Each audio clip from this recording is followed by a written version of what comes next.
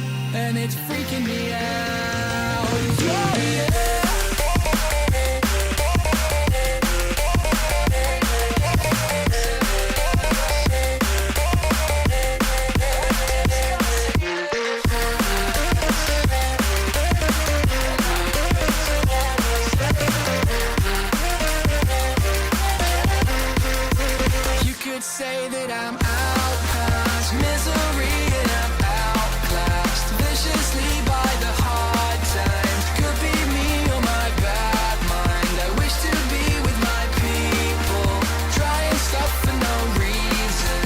Might discover some meaning. Why am I here overthinking? I'm just trying to figure it out. I've been searching and can't find a reason why I'm the mess I am now. How am I supposed to relax through competing with all of the stress and the doubt?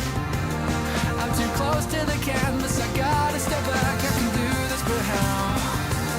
I guess I'll keep trying to figure it out. Oh, there's gotta be some kind of reason why I've been feeling so down. I did everything right, but it still feels like the sky's falling down. It's my enemy brain ain't cooperating, it's beating me down. Oh, and it's freaking me out, yeah, yeah.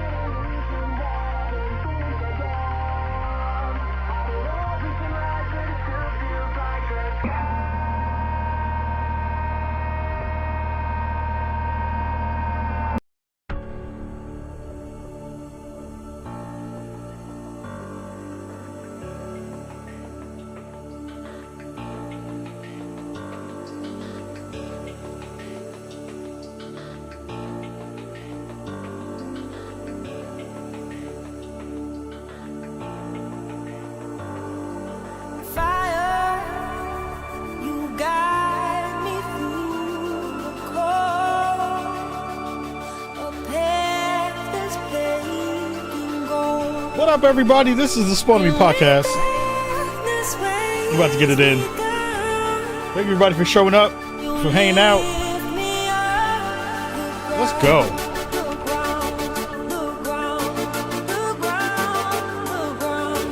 Ooh, this song is dope. Let's let this vibe out for a minute.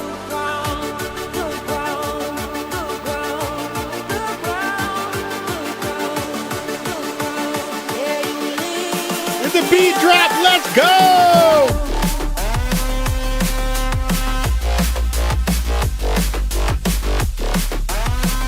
Ow! Let's go, baby! We got a new show coming up, episode 518. Rockin', talking about Mr. Beast, talking about the Real Gamer Award Show, and the Xbox price hike. So lots of goodness to get into. All right. Woo. Ooh. This is nasty. I love drum and bass. Let's go. Turn your headphones up, baby.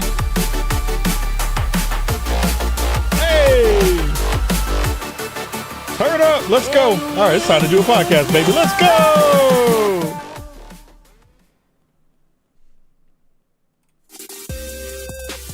Spawnable is the premier podcast spotlighting people of color. Every week, we talk news, what we've been playing, and tell you who's invited to the cookout. Our show is all about talking about gaming through a prism of blackness, because we are the culture. Welcome to Bracocco, y'all. Yo, what up, everybody? This is this podcast in your face and in your place. This is the Spawn on Me podcast, episode 518. I'm your host, Khalif Adams. Hope you all doing well, having a fantastic week. It has been a monster here across the world and across the Pacific Northwest in terms of heat. I have not been in this room because it has been 103 degrees for the past week. And it has been stupid. It's just been dumb in terms of how hot it's been. So I have not been putting out content, and it's been unreasonable to be able to get all that stuff together. But I'm excited to have you all here rocking with me here today on the Spawn on Me podcast, episode 518. We got some dopeness coming to you live here on X and on Twitch and on YouTube, youtube.com/SpawnOnMe, twitch.com/SpawnOnMe, and at Khalif Adams on X. So everybody who is here hanging out in the chat, we have like almost 500 people coming and hanging through here on across all the platforms and hanging out. If you missed our last episode, you missed our conversation about Dr. Disrespect. There have been some new revelations in that conversation that I didn't have an episode to talk about, but you all know at this point, if you're in the gaming landscape, what that means and what has been happening and all the pieces that go along with that. So please, follow up on those things at your leisure and make sure you're getting all of those conversations into your viewpoint and into your mind space, because it's a really wild place out here in terms of what we see in the video game industry, and with the creator economy being what it is and the influencer space being what it is. Massive shout out really quick to Choice Plays over watching us on X, who said, yo, the production is fire. If you are missing the video versions of our show, again, you can check out all three of those platforms and check us out when we go live. Again, it's been a little bit all over the place in terms of when we go live because it's just been very, very busy on my end. But if you're missing the video versions of our show, when you do the live version, go check them out on Spotify. Spotify is where you can check out all of our video episodes. Audio episodes are on our YouTube channel as well, so you do get a chance to see those there. You also get a chance to see the video versions on Spotify, on our playlist, and on our account there. So making sure you're checking us out as well. There, follow us on all the places. We're trying to grow our TikTok so we can monetize over there. We're trying to grow all the spaces that we occupy so we can get more of this dopeness into your faceness in all of the ways that we want. So this week we have a really good show. We have a lot of conversations to dig into. A lot of the stuff is going to be in the back half of the show in our 4-on-1 segment, where we talk about all the news of the week. So we're going to be talking about the Xbox Game Pass price hike that's happened and got discussed this week.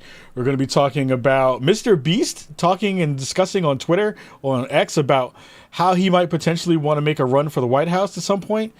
And the last conversation in our news block that will end out our show will be about this upstart that is kind of trying to become the anti-game awards, which is trying to be the unwoke, sponsored, defiled gaming award show called the Real Game Awards. So we're going to talk a little bit about, who are the folks who are backing that thing, their philosophies, and why I am worried about what is going to wind up being moving forward. But first, we have a fantastic episode, an interview with the team from Yars Rising, which is really good. While a fan of ours puts a fart emoji into the chat. talking about the Real Game Awards. But we have a fantastic conversation with the game director from Yars Rising, which was a game that I got a chance to check out over at Summer Games Fest this year. That was really, really cool because that game was a callback to the old Atari game. We get to talk about working under the new Atari umbrella and a lot of the touchstones of what that game is going to wind up being in so many different places. So we're going to run that interview first. We're going to take a quick break after that. And then on the back half of the show, we're going to get into the news. So here's our interview with the team from Yars Rising. Go check this out. Go listen to it and enjoy. Summer Games Fest coverage. And one of the games that we got a chance to check out was Yars Rising. And I have James Montagna here, who's the game director on that game. James, how are you doing? How's things? Very busy, but I'm in good spirits. I'm fantastic. Hope you're doing well too. I'm very well. I'm very excited that we got a chance to get you onto the show. Thank you so much for spending some time with me today. So, first of all, great job. The game is super fun. I had a blast checking it out at Summer Games Fest. I came away from it both feeling very, very cool about what is coming and also having that great push for nostalgia that, as you know, as a person who grew up in the Atari era, yes, I'm old. I know I said it out of the show. I said it. But it's great to be able to see that combination of new mixing with old. But before we dig into that layer of the conversation, give the folks a little bit of information at home about you, the work that you do, and the studio that is bringing this to life. My pleasure. Well, I'm James Montagna, and I am a game director here at Way Forward. And I guess I'll tell you a little bit about Way Forward first. We are a game development studio located here in Los Angeles, California. We've been making games for, I want to say, almost 35 years now. And I've been a part of the studio roughly half the studio's lifetime. I'm on my 18th year here. So I've been at this for a while. And in that time, I've had the honor of working on just so many games. I've worked on the Mighty series games like Mighty Switch Force and Mighty Milky Way and those. I've had the honor of working with Matt Bozon, the director of the Shantae games. So I've helped out on a lot of the Shantae series of games. And recently, before this project, I worked closely with Nintendo to direct Advance Wars 1+2 Reboot Camp. And now here's my latest game that I'm directing, Yars Rising, partnership with Atari. I'm very excited because not only do you and the rest of the team have such a long and beautiful pedigree, but you're also digging into stuff that, you know, was from the era that I grew up when I first started playing games. You know, Yars Revenge was a classic game that was on, I believe, the 2600, if I'm not mistaken.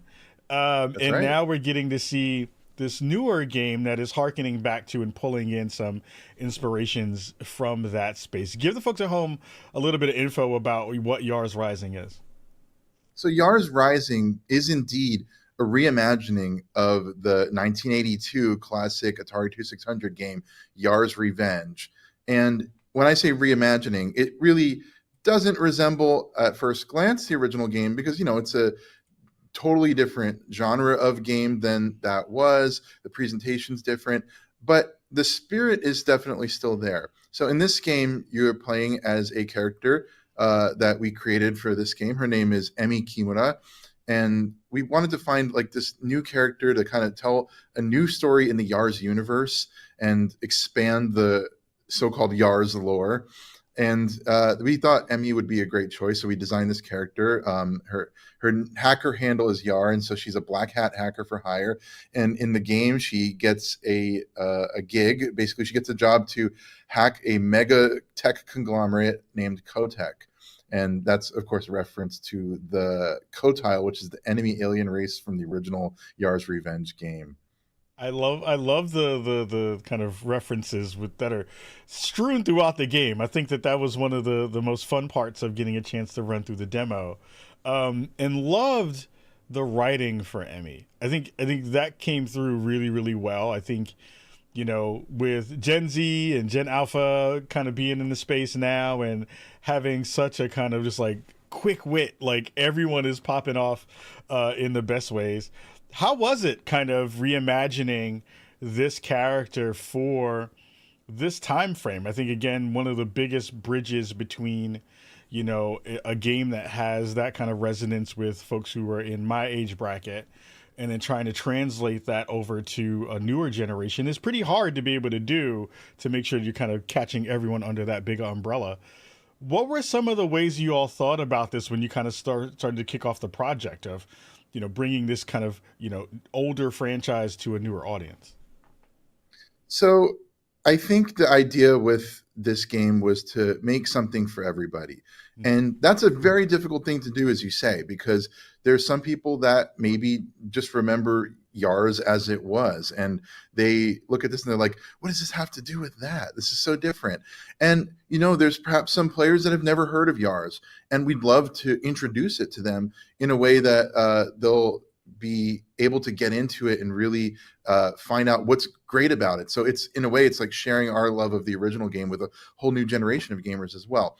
And so with a character like Emmy, I think like bridging that gap can be difficult, but the hope is that the character is just plain charming enough, and the dialogue is witty and fun, and we have the Adam Tierney, who's the director of River City Girls and many other Way Forward games, and is also the writer of those games, also writing on this game. So I think when you get him on any project, you're going to get like a really fun and quirky sense of humor and just a lot of great banter between characters. And so if you like a River City Girls sort of humor, this will be totally up your alley. And I think the idea is just to make something that in a very general sense is palatable, charming, endearing. And maybe there's those older generation of gamers where this isn't necessarily the type of game that they would have pictured, but I think once they get hands-on with it and play it, they'll start to understand it, and they'll find the character endearing and charming, and they'll be on board with the story that we're trying to tell. And I think one other thing is we make sure in a lot of ways to honor the original game. We're not completely doing away with the past entirely. This game, in fact, is just a straight up love letter to the original Yars Revenge. And I would say it's also a love letter to just Atari in general. There's just so much in this game that if you are someone that grew up with these titles, you're going to find something that should make you smile. Yeah, I love that, because that's one of the things that came away from it, where I was like, oh, I know what that is. Like there's a part where as a part of one of the game mechanics, in terms of your save and your checkpoints, it's one of the older kiosks or one of the older arcade cabinets from way back, like that even predates me in terms of me being in the arcades. But seeing those little touches really did come through in a way that I really enjoyed and loved. You caught that. Yeah, I was like, oh my god, I know what that is. Like that's super rad. But alongside that too, though, like in the game, because I want to talk about the kind of like moment to moment parts of the game too. So Yeah. this has a lot of Metrovania vibes to me in a lot of different ways. How do you kind of classify the kind of moment to moment gameplay for a game like this?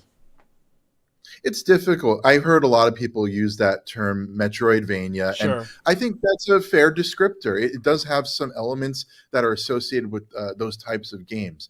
But I don't get too caught up on genre of game personally, because it can be a little bit limiting. It's very useful as a descriptor when I'm trying to describe something. Sure. But I don't know if I just be like, okay, this is a Metroidvania, and just categorize it, because there's a lot of other elements to this game as well. You'll find that playing through even the demo that we briefly had available for Steam Next Fest, we show all sorts of different gameplay. There's the run and gun shooting stuff, which some people have said it's like similar to like a Mega Man game, for instance. There's the room-to-room exploration, which is similar to like a Metroid game, for instance, if I had to compare it to something. And then you've got those moments where there's a bit of what I like to call light stealth. So we have some stealth gameplay where Emmy needs to sneak around the Kotek building, and there's guards there, and you'll have to kind of navigate around them without getting caught. The reason I call it light stealth is because it's a little bit freeform. You actually can just charge through. It's just going to be a little bit harder for you. So for those players that want the challenge and want to be quick about it, the game supports that type of gameplay. But if you take it slow and methodical, you can pass by a little bit more easily. So we like that kind of like free-form approach to stealth, as opposed to like if you get caught, you instantly lose. And another sort of gameplay you'll find in this, Some people have compared it to the Nintendo game series WarioWare Mm-hmm. because it's got some just quick micro challenges that pop up all throughout the experience. And I hesitate to really call them mini games because they really are integral to the experience. And in a sense, it's almost like you're playing multiple games in one because you have this hacking experience and then this main gameplay, and they're kind of running concurrently and growing with each other. So that's kind of my thoughts about, like, if I had to start to compare it to things or categorize it into genres. But with every game we make, we just want to make something new, cutting edge, fun, and surprise people and give them something maybe they didn't even know they wanted. I don't think anyone was clamoring for a Yars exploration action game, but here we are. Yeah, I agree. I think you perfectly nailed the kind of combination of versions and styles of gameplay that I got a chance to check out in the demo, and it hits all of those things extremely well. Like when I was platforming through and kind of sneaking around, some of the buildings, trying to avoid some of the bad guys there. That part felt extremely just smart and well done. The run and gun parts that felt like a Mega Man-esque game felt like, not only because they felt very akin to that style of gameplay that you kind of already understand, but I love the fact that you're using not only elements of the lore to then build upon your move set, skill set, and kind of gear set, weapons and power-ups and things like that.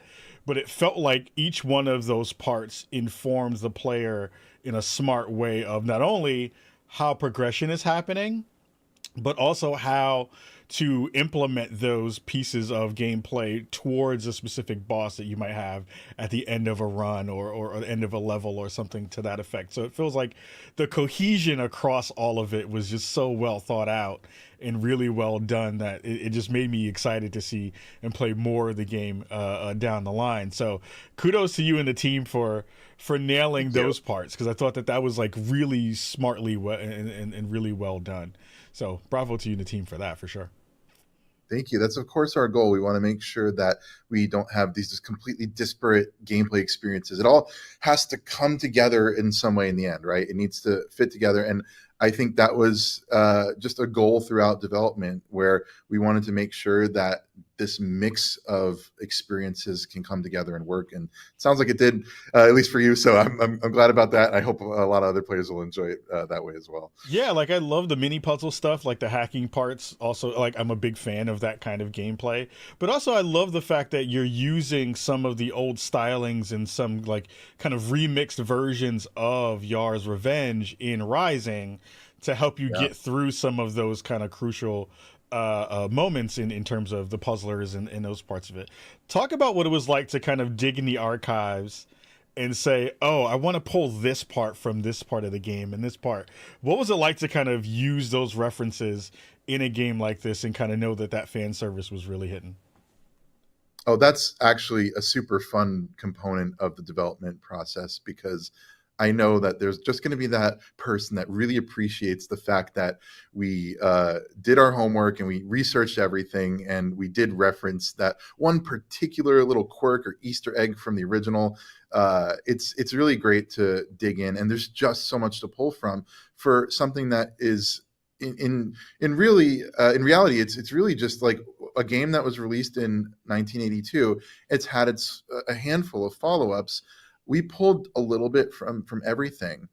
At surface, it seems like it's just this one particular game, but you have to think about there was external media. In fact, the original game was really unique for its time because it came packaged with a comic book to tell the lore and the story of Yar's Revenge. And that was just such a unique component of this game that we took that concept of like a comic, and some of the storytelling scenes in our game are told through motion comics, because that's part of like just the lineage of this brand. So even things like that, and even the contents of the original comic book, there's some very, very deep cuts. Those cuts go as far as you can imagine the series reaches. Even things like there was a vinyl record release in 1982 of a Yar's Revenge record, and we have references to that in the game. We had to clear it through Atari Legal. I still remember they had to like look into it for us. I was so thankful that they actually they cared so deeply to make sure that number one, they were covered, but they wanted to make sure they could pull it off for me, and that meant a lot. And so we reference everything that we can that's part of YARS and beyond. Yeah, I think you know, and that leads kind of perfectly to my last question for you is, you know, Atari has been doing some really interesting stuff of late. You know, talking about the larger ecosystem of Atari now, kind of even pulling in the Surgeon Simulator stuff into the IP portfolio, which I'm super excited about, and that's really Likewise, cool. I can't wait. It's gonna be great. It's gonna be so cool. What has it been like to work with Atari? Again, this is like a fabled company that is not only had, again, like, you think about the origins of video games and the video game industry, Atari is one of the first names that you think about.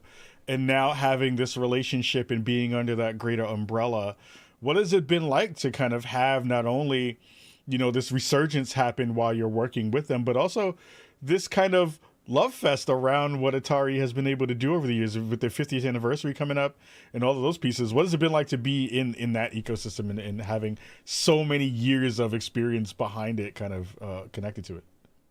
It's nothing short of fantastic. I always say that Atari has some of the most classic IP in the world of gaming, and it's because they're one of the oldest names in the world of gaming.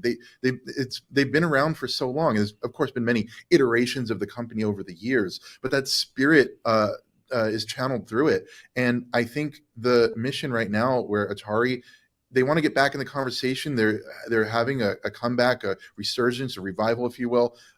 When we kind of heard the mission statement from their side, we're fully on board with it, because I think it's just a great idea to bring these things back, these things that we grew up with. Let's revitalize them. Let's bring them into a new audience. And Atari was great to work with, also because they really let us do our thing. They said to us, you know, we want you to make a Way Forward game.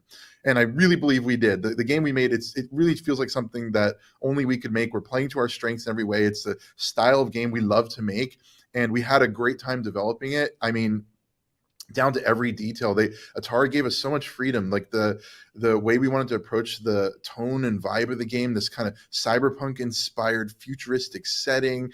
The music is just something that I haven't seen in any other game explored before. The genres and things that we explore with that, they were totally willing and on board and supportive of that. And I think the end result is you're going to just get a great experience that's true to the creative vision of what we hope to create together. Yeah, I think you've all nailed it in a really profound way. Like I came out of that demo and I was telling my cameraman who was with me, I was like, they have something really special here, and it feels like this is going to be a game that a lot of folks will have fun with, and this is like a perfect. I have my genre that I have for myself is the go to bed game, and it's like the thing that you play right before you go to sleep.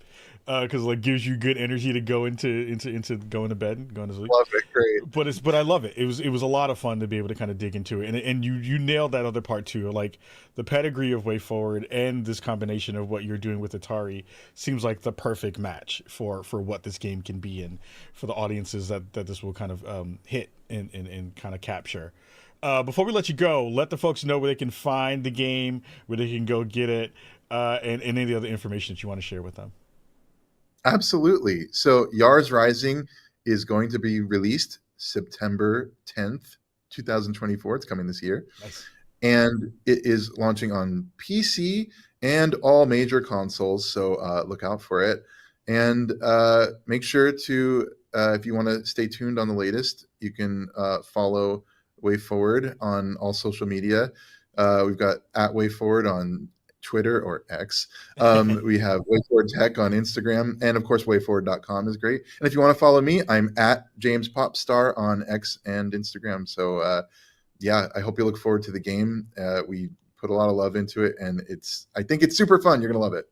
I'm dying to get this thing on an old cart. I want the new game on an old cart. I'm like an Atari I'm yeah. dying. I'm like, please, Atari, give me one of those. I want one of those for this because I think it would be I'll pass that along and see what we can do. fitting for sure. It'll be a great addition to the studio. James, thank you so much for spending some time with me today. Again, kudos to you and the team. Please give them my love. I'm excited to see, all the other pieces that come across from this game and from Way Forward and other things you're going to be moving and shaking in the future. And it was great to have you spend some time with me here today. Thank you so much. It's my honor. Look forward to it. Thank you. Everybody at home, man, look, these are the interviews you get here at Spawn on Me. You get the dopeness that you can't get anywhere else. Hang out for a little bit. We're going to go to a quick break, and we'll be right back after this. What a fantastic interview with James, right? Like, look at that. Yara's Rising, a game that I had a bunch of fun with at Summer Games Fest. Really excited to see what happens with Way Forward, and the team is just so lovely. It was super nice to be able to talk to them about the game and all the stuff that's coming down the pipeline for them, and like really think about what is happening with Atari right now. Atari right now is growing in ways that we haven't gotten a chance to see in a long time, and it's really cool to see them have this resurgence now, coming back with all of these fun folks and all these really great games under the umbrella. So really hyped for them. Again, massive love to the Way Forward team for coming through and for being a part of this episode of our show and letting us interview the team. We're going to take a quick, super fast ad, and then when we come back, we're going to jump right into the news of the week. So we're going to head out with a quick break, and we'll be right back after this. Hey everybody, Khalif here from the Spawn on Me podcast. Hey, we have been in the market for new PCs for a long time, and for our 10th year anniversary, the wonderful folks from NZXT have partnered with us in a collab to be our hardware sponsors. So if you are looking for a new PC to stream or to game in the best way possible, go check out nzxt.co/spawnonmebld, and you'll be able to find a perfect PC for you, whether that be the Player 1 machine, Player 2 machine, or Player 3 machine. The ones that we're rocking for our new studio build. They have everything you possibly could need for the best PC experience on the planet. Remember to go check out nzxt.co/spawnonmebld, and it will get you set up right. Much love and peace.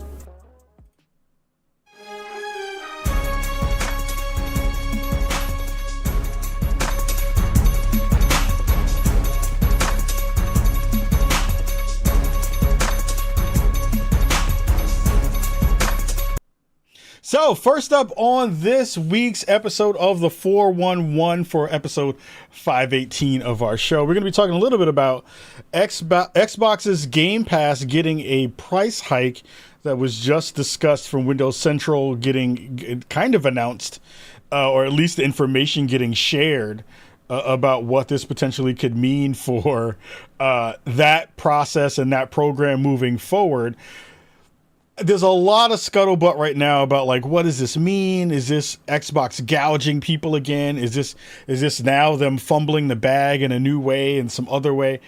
And I think for me, like there are some bullet points that I want to read off from the folks at Windows Central and then give a little bit of, my take about what I think is happening. So I want to run down the list, going to read what Windows Central folks shared and then kind of give my take. So Game Pass for console will be shuttered. For new users only. Actually, let me throw this graphic up so you can see this while we're doing it. This is from Killabright on Twitter, who put this together.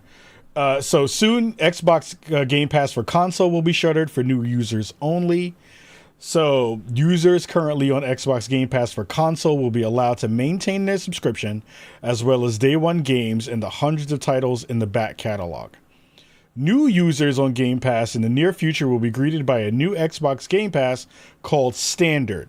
This is more like EA Access, which includes Xbox back catalog, doesn't include day one games, and this will be priced at $14.99 per month and will include Xbox Live Gold for multiplayer, now known as Xbox Game Pass, which is also confusing. It doesn't also include Xbox Cloud Gaming, which they have been pushing of late as a new version of what you can use in the space. And Game Pass Standard is supposedly launching in September. From September 12th, 2024, Microsoft will allow only existing users to stack Xbox Game Pass for console for up to 13 months. using prepaid cards and the like will continue to function in perpetuity. And if you have more than 13 months stacked already, you will not be impacted. So if you already have been stacking stuff in those ways already, you shouldn't be in a bad spot. Like, you shouldn't see something negative happening towards you in that respect. Now, Game Pass Ultimate will not be changed, but it will also get a price increase. It will still include PC Game Pass, Day One games, the back catalog, and cloud gaming, but it is getting a price increase. The new price will be $19.99 per month, and you can still stack that up, using the keys that you have. So if you're going to do that, it makes a lot of sense to do it now. PC Game Pass is also getting a price increase from $9.99 per month to $11.99 per month. Game Pass on PC will also continue to get Day One games. Game Pass Core, which is Xbox Live Gold multiplayer, gets an annual price increase to $74.99 per year from $59.99, but will remain $9.99 per month. Lastly, the price increases are global, so you can use those prices in your region. And for folks who have the recurring billing, new prices will take effect in September to be able to kind of take, your money in those ways. So all of that is confusing. I want to go back to the graphic that I popped up a second ago that shows a little bit of the breakdown of what all of that is. And the reason I want to showcase this is not because I want to kind of like dig into all the pieces, because I honestly don't think this is something that we didn't already see coming with the addition of ABK and all the other pieces that are already in there. But what I want to kind of use this graphic to display is one of the things that I think that is a big problem with the way that this is going to wind up working.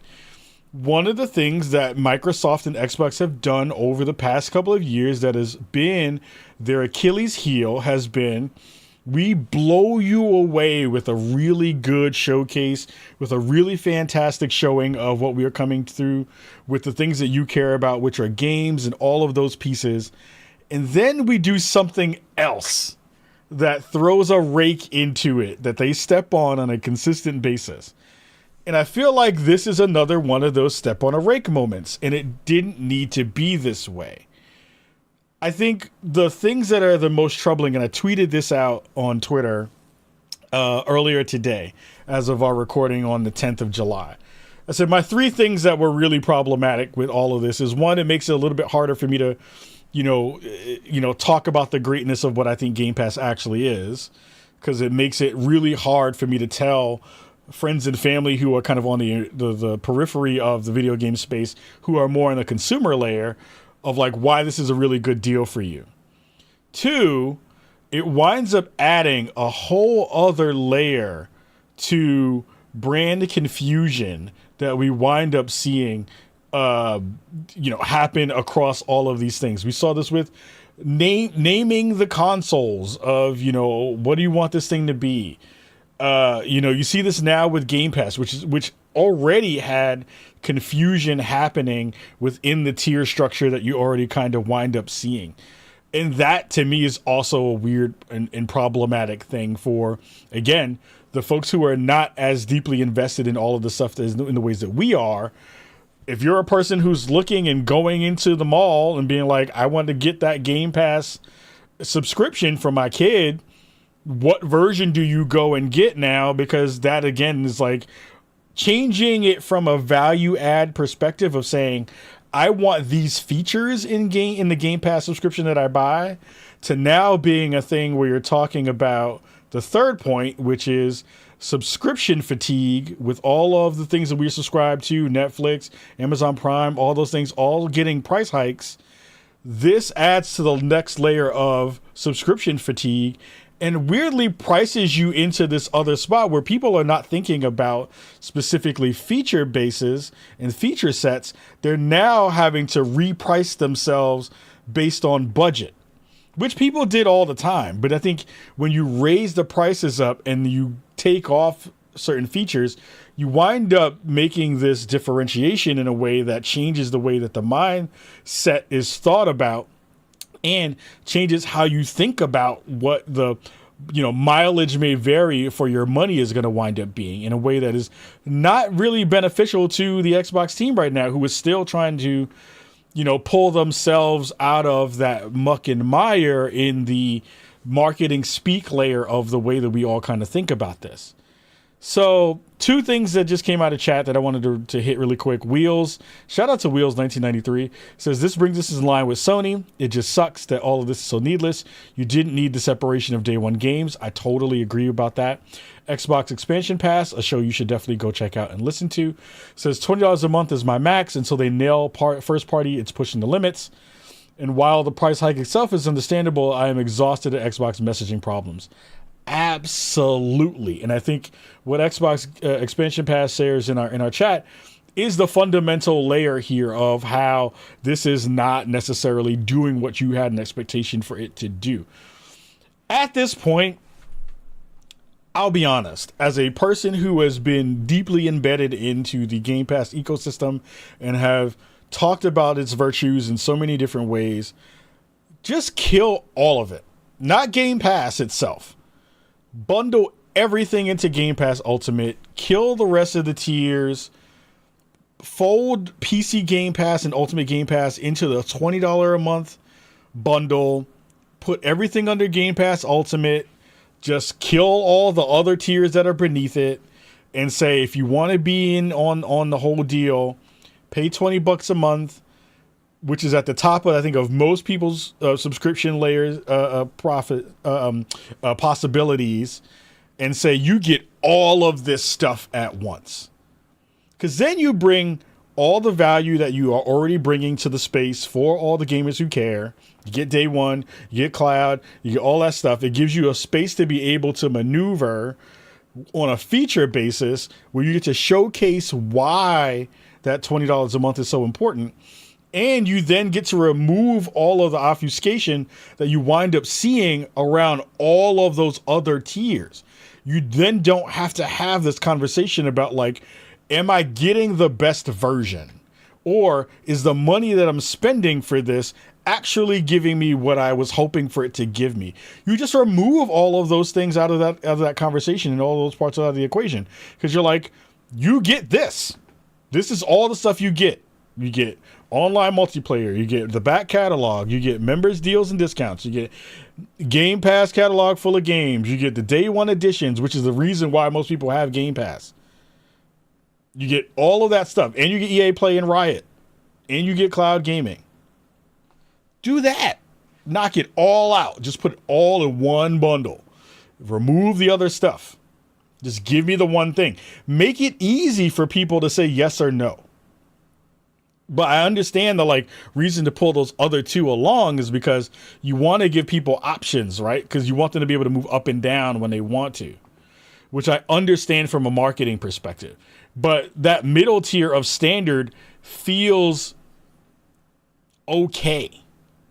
And when you say not day one, and then you have to figure out what those things are going to be at a later date potentially, that again adds consumer confusion into the mix in a space where you can't afford to have consumer confusion. You can't afford to have it. You just had the best showcase you've had in years.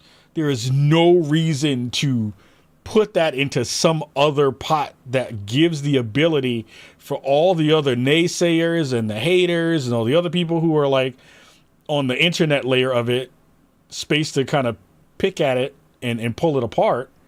While also, if you're a consumer who is not, terminally online, you then don't have to think about the other stuff. You're like, $20 or not $20 a month. Can I afford that for my family, for myself, for my kids, XYZ? That makes that conversation infinitely easier. If you're going to keep multiple layers of it, core gotta go. Core doesn't make any sense in the real scheme. Standard still leaves those players in a space where the thing that they were hoping to get, they're not going to get. So they're still going to have to spend more money anyway to get the premium price titles that you wanted them to play anyway. All of that to say is I think they need to dump it at this point. I think they need to consolidate it all, put everything in Game Pass Ultimate. I think you'll raise the ability for people to understand what it is in the simplest ways. You remove some of that confusion, that potential confusion in the space, and it gives you a space to move up when it comes to features. Because right now, you're like $20, you get all the features. Even on Game Pass, you don't get some of the stuff on the PC Game Pass thing, even though Ultimate Game Pass still lets you get some of the PC Game Pass pieces, of stuff. I just think it's a bad way to do it. I don't think it's the best way to kind of get that messaging across in a much larger way. I just don't know if that does what you're thinking it's going to do, and doing it in a way that is going to be beneficial to gamers in a way that the expectation is there for you to be able to get those things together. We're already seeing people talk about this already online, and they're already confused. They're already like, well, what do I get, and how do I get that, and what does that mean for my subscription already? Like, there is already a ton of confusion that goes along with that conversation, and I feel like they just need to move that out of the space. Next story for this week is Mr. Beast wants to potentially run for president of the United States. He had a tweet that he shared a couple of days ago. July 6th was when he shared this.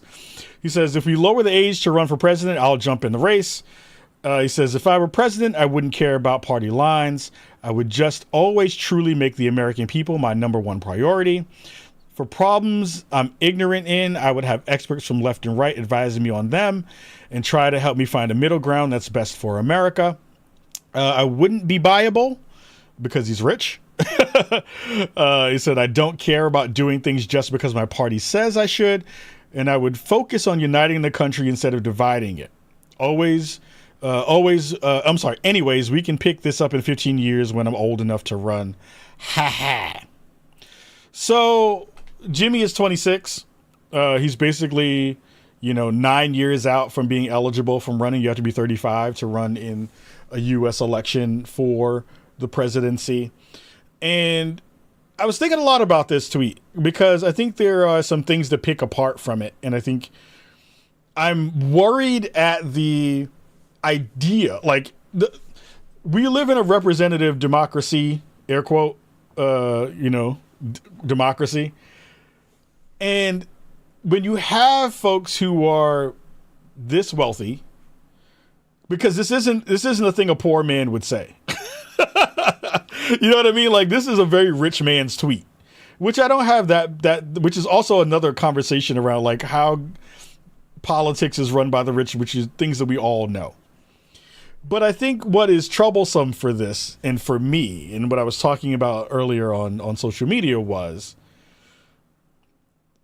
Jimmy has an unbelievable amount of sway with the youngest generation.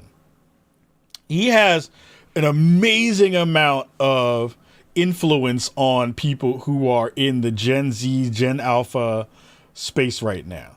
We think of folks like Drewski, Kai Cenat. You think of all these folks who are in this age group who have nothing but sway, who have done mostly nothing in public servitude besides make content. However you feel about that content is however you feel about that content. I have my own personal opinions about the stuff that Mr. Beast does and the stuff that Kai and Drewski do in all those ways. I do appreciate Jimmy and Mr. Beast's philanthropic endeavors. I think that when you do have money in those kinds of amounts, it is cool to be able to see people who are able to do some good with it. In a world where corporations don't do that work, and a lot of people who have money are just like, yo, I'm taking my money and I'm doing what I want to do with it. It has been dope to be able to see someone who is outside of the usual circles use their money for good. I don't think that equates to you being able to understand policy. And I don't think that equates to you having the layers of thought that go along with running a country. Nevertheless, running for political office. And what makes me want to do when I pick apart the tweet, there are things in there that I don't know if they're necessarily red flags, but they do raise my attention, because when you say a thing that's like, I wouldn't be buyable, I wouldn't be doing things that my party say I should do just because of the sake of it. I want to find a middle ground that's best for America, and I want to unite the country as opposed to dividing the country. That raises my hackles to say, what are your actual thoughts about the political world that we live in? What are your thoughts about reproductive rights? What are your thoughts about menial shit? Not even menial shit. How do you feel about racism? How do you feel about the race relations in our country? What do you feel about the past presidencies that you've been a part of in your lifetime? What are your actual thoughts about the world that you live in outside of YouTube? Because for the most part, most of the conversations we've seen him have around the world have been just about content that he's making and about how to get more views on YouTube. Somebody brought up a really interesting thought about him sharing things about, while doing some of this philanthropic work, about saying that, well, I'm doing things that our government should be doing. I think that's a reasonable thing. I think, again, if we all want to pull ourselves up and be helpful, and if you have the means to be able to do it, I think it's really good to be able to do that work. But I think if you're also going to say that you're trying to find middle ground between, no matter where you are in the spectrum, I consider myself to be pretty left-leaning and progressive in the ways I think about the world.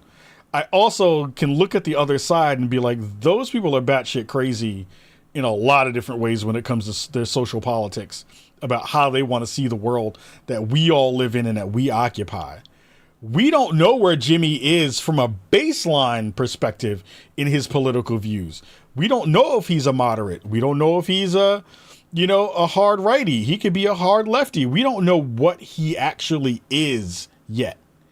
But I do know that we live in a attention-driven society now, even more than we ever have before. And when you have people who have this amount of sway, this amount of money, and you have an electorate that has gotten a lot dumber, then, you know what I mean? Like, people will vote for celebrity way faster these days than they will vote with actual intention. They're like, oh, here's a cat who has 300 million people following him and subscribe to him on YouTube. That somehow elects that person to be able to have an opinion outside of the norm, or I should be listening to this person more because they have social clout. That doesn't seem reasonable or smart. We already did that. President Trump fucked that up for all of us as celebrities. You know what I mean? Like, he just moved that needle in a totally different direction now, because now the conversation has to be about policy. You can't make a tweet and a statement like that is basically how every Twitch chat is run. Don't talk about politics. Don't talk about all these other things that people actually care about. If we are going to talk about it, we have to talk about it in these very specific ways where I don't want to have to deal with the real world parts of it. It's basically like this version of Kumbaya is very much like, this is how I run a Twitch chat, which is not the way I think you should run a potential company or a country or anything in that respect. We are all bringing our own personal politics to the conversation when we are doing any of the work that we are doing. And to have none of us actually know what his personal politics is, and so, except for the people who are in his personal circle of friends. We saw what happened with Dr. Disrespect. I'm not equating those two, but I'm saying people have skeletons in their closet. And if we're going to do that version of it, then what are we doing here? Like, I don't understand what that means. So I'm like, what is going on? Jimmy! Shout out to Arctic for remembering the old Jimmy tweet. No, it's not the same Jimmy. Different Jimmy. But it does raise the question of, if you're going to say this out loud, then people should ask him. Ask him what his politics are. Ask him where he lands. Tell me what you think about abortion. Tell me what you think about immigration. Tell me what you think about all of these things. And don't roll up with the like, for problems I'm ignorant about, I have experts in the field left and right to advise me. We understand that that is the way that most politics works. But you should have an understanding and an inclination and a feeling that you can convey as a 26-year-old adult, that you can say publicly, that leans people in a direction to understand where the baseline is. And we haven't seen that yet. So I'm worried about that version of Mr. Beast coming through and doing this stuff. I see you do a lot of stuff on a lot of different things, but like, no one knows who you are in that respect. And that's dangerous. For a country that is already on the brink of failing in a lot of different ways, to have more celebrities throw their hats potentially in the ring, even if not in this, it won't be in this election. It'll be in the next 2 elections, where hopefully, as a 26-year-old who is then moving into their early 30s, their mid 30s, when you're allowed to run, your ability for your politics to change is absolutely in that space. But we have no idea where you're starting from and where you're going to land. So I think if you're going to say that out loud, the fan base that you've grown is also going to grow with you during that time. You should also let them know, so that if you do want to make this real, you have a foundation to grow that early. That's not just, hey, I made a video where we took 100 boats and we got the richest cat with the richest boat and the other cat with $100 boat. That doesn't do anything for me when I have to think about healthcare. Your 100 streamer, biggest streamer on the planet video doesn't tell me about the job market and what you think about the job market as a creator who is not working in the other part of the job market. You're working in the creator economy, which is extremely different than what most people who are working 9 to 5 do.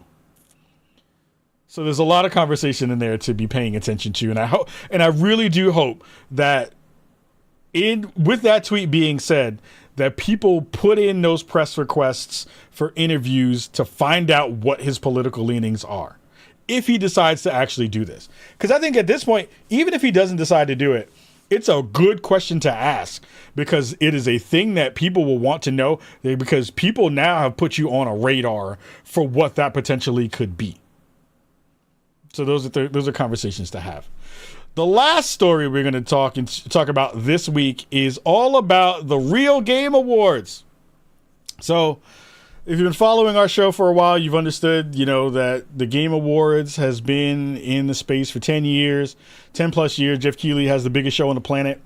And folks are now trying to deplatform that show while making their own show called the Game Awards, the Real Game Awards, that are going to be made for the non-woke people.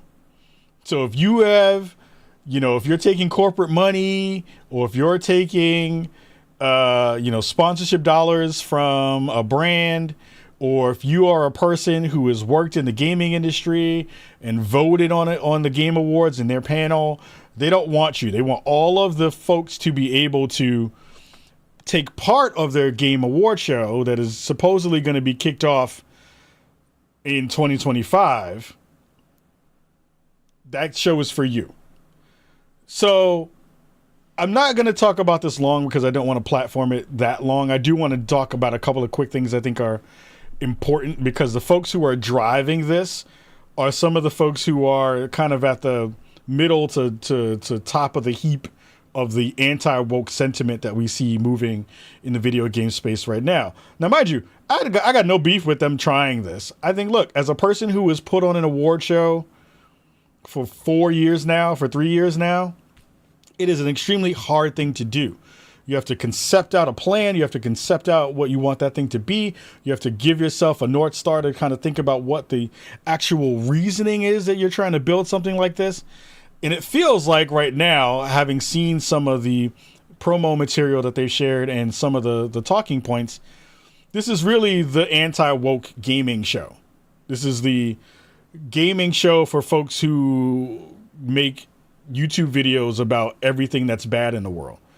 So really quick, I want to share some of the folks who are on the board. You got Stuttering Craig, who is from old Rooster Teeth and now has kind of grown Screw Attack and did a lot of work over there for a while. You have DJ Cobra, who runs Geeks and Gamers. And then you have my favorite. You have Ka Brutus, who is the creator of the now over 400,000 members DEI detected Sweet Baby Inc. ESG money grab website. There's another person in there too. And the thing that really was like, what is happening is they said they want to basically have the fans fund it, and the fans funding it is a little bit weird.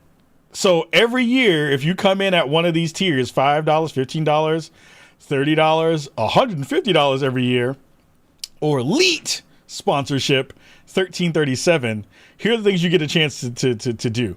At the $15 level, you get to suggest a category for the show.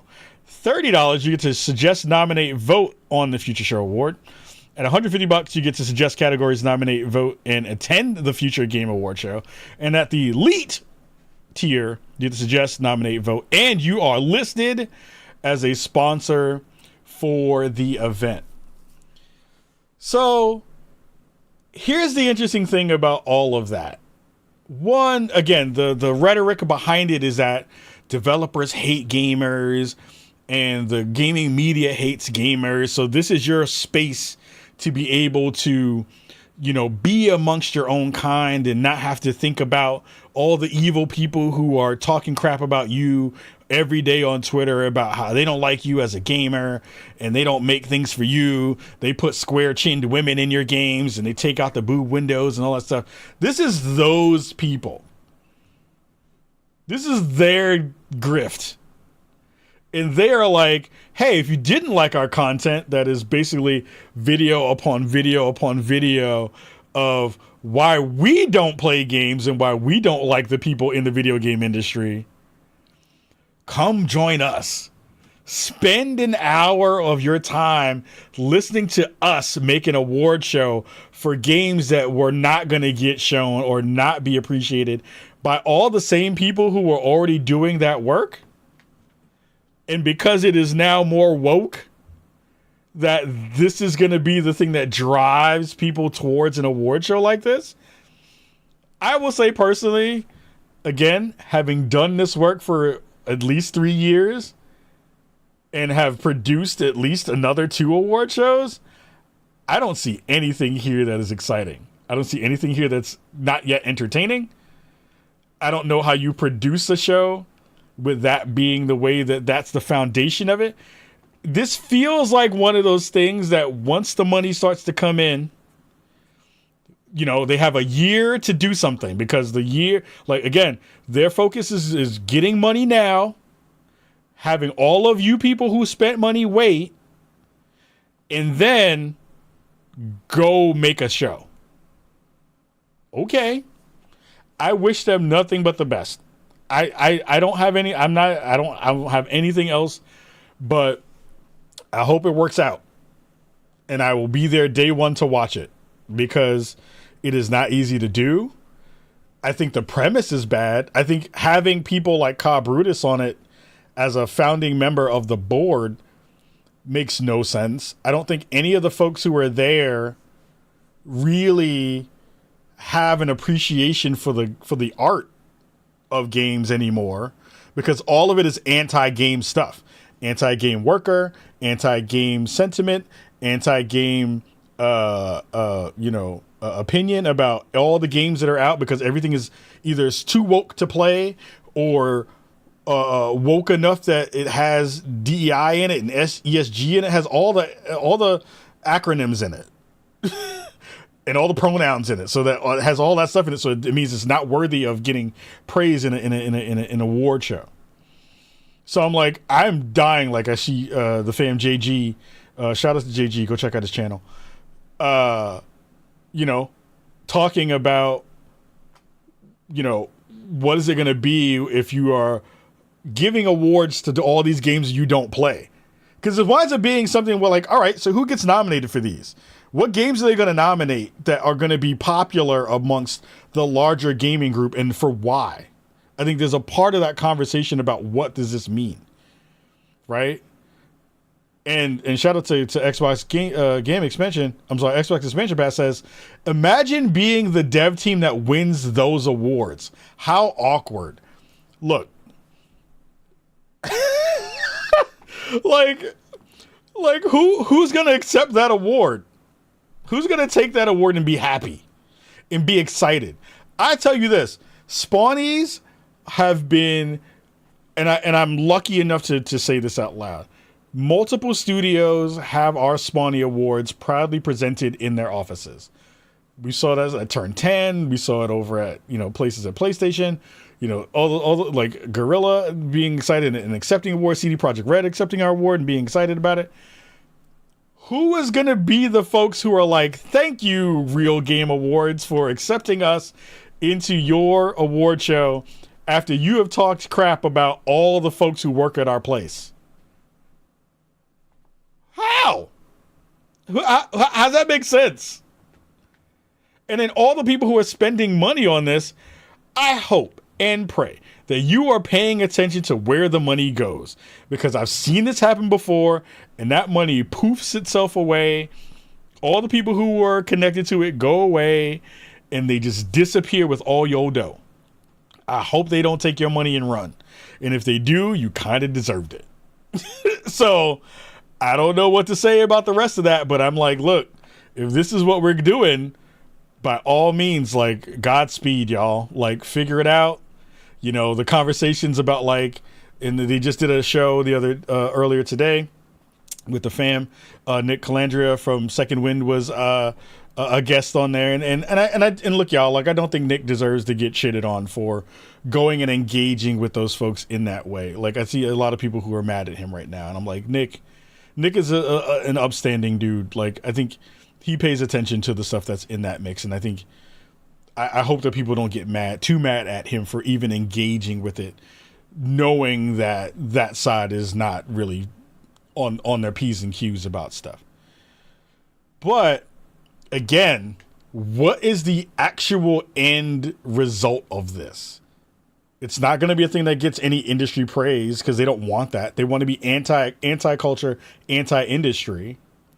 So this winds up being a money grab for you to be able to say that your vote in an award show meant something to people who are going to look at those awards and be like, we don't want them. We don't want. Thank you for giving me the I'm a shitty dev award. What? Sid Valdemundi over on YouTube says, this isn't actually the first time Craig has unfortunately been trying to grift some business or project. That never happened. Their Patreon hasn't been updated since 2023.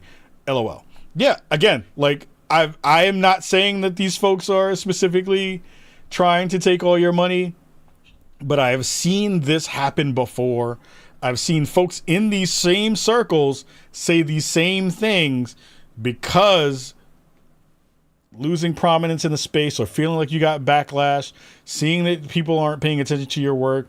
And this is like the last ditch effort to seize a moment that is gross and terrible to try to make money off of this on people who are gullible and don't know any better. Have fun. Do that. All y'all folks can do all that work and have fun with it. I appreciate y'all making it happen, Captain. So thank you all for coming through for this episode of Spawn on Me. We're about to get up out of here. It's about to get real hot here in the Pacific Northwest. So we're going to dip out and head out into the sunset. We will have another episode this week so I can catch up with some thoughts about The First Descendant. There's also a couple other games I've been playing, so we'll be doing a more game-focused stuff that I've been playing episode. And then next week, I'm going to be out for a lot of the week, running around doing a bunch of stuff here. At least, I mean, I'll be here, but I won't be able to do a show because I'll be working on some stuff, and there'll be some other conversations that are happening as well. So massive love to all of you for listening here on Twitch and on X and on YouTube. Thank you so much for rocking with us here. Thank you so much for supporting the Spawnies over the past 3 years. A show for the real gamers. Good Lord. Have a wonderful night. Keep yourselves safe. Please stay cool. Keep yourselves in a good spirit. And please, please, please don't fall for the bullshit. I love y'all. Have a wonderful night. Much love and peace.